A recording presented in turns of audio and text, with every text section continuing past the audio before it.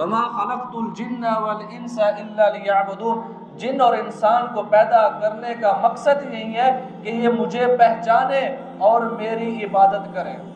اللہ پاک قرآن فرماتے ہیں کہ مجھے انسان سے رزق کا غرض نہیں ہے، رزق نہیں چاہیے، مجھے اس سے پیسہ نہیں چاہیے، مجھے یہ چاہیے کہ مجھے پہچانے،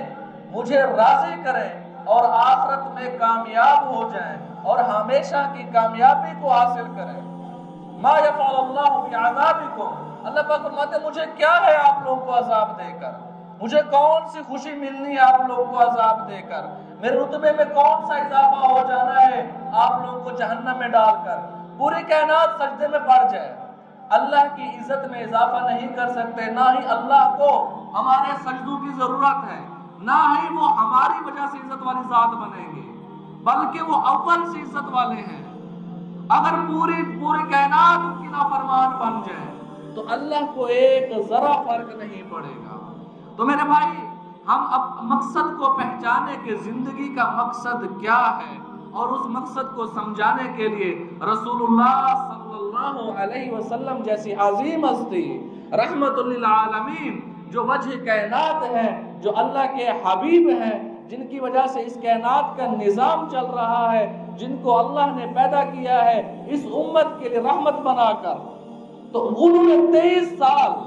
محنت کر کے ہمیں بتایا ہے کہ زندگی کیسے گزارنی ہے۔ کوئی امیر ہے وہ یہ گلہ نہیں کر سکتا یار اللہ نے رزق دیا ہے کہ میں تو اسلام پہ چل نہیں سکتا۔ کوئی غریب ہے وہ یہ گلہ نہیں کر سکتا کہ رسول اللہ صلی اللہ علیہ وسلم اللہ کے نبی تھے، مالدار تھے، تو وہ تو زندگی گزار گئے ہیں، میں اسلام پہ نہیں چل سکتا۔ خندق کا میدان ہے، صحابہ خندق کھود رہے ہیں، ایک سخت پتھر آ گیا تو صحابہ رسول اللہ صلی اللہ علیہ وسلم کے پاس پہنچے، یا رسول اللہ ایک پتھر ہے، بڑی کوشش کی ہے، وہ ہم سے نہیں ٹوٹ رہا، آپ تشریف لیں۔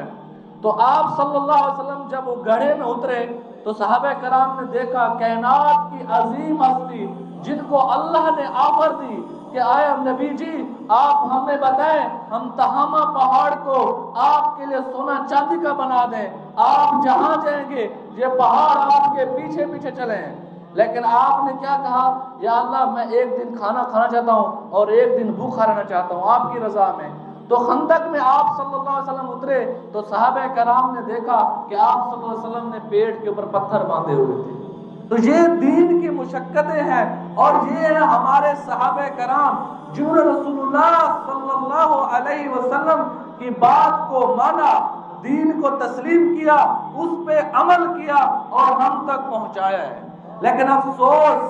میں افسوس سے کہتا ہوں، آج جتنا جدید دور ہوتا جا رہا ہے، جتنے ہم قیامت کے قریب ہوتے جا رہے ہیں، ہم اتنا رسول اللہ کی سیرت سے دور ہو رہے ہیں، دین کی تعلیمات سے دور ہو رہے ہیں۔ ہم سمجھتے ہیں کہ بس صحابہ کرام کو ہی جنت چاہیے تھی، یا ہم یہ سوچتے ہیں کہ اللہ بہت غفور و رحیم ہے، میں زنا کروں اللہ نہیں پوچھیں گے، میں کسی کا حق کھاؤں اللہ معاف کر دیں گے، شراب پیوں اللہ نہیں پوچھیں گے، بس مرنے سے پہلے مجھے توبہ کی توفیق ہو جائے گی، میں کلمہ طیبہ پڑھ لوں گا تو فوراً مجھے معاف کر دیا جائے گا۔ میرے بھائی یاد رکھیں، سب سے عظیم ہستی رسول اللہ صلی اللہ علیہ وسلم ہے۔ اپنی بیٹی کو فرما رہے ہیں، اے فاطمہ اس سوچ میں نہ رہنا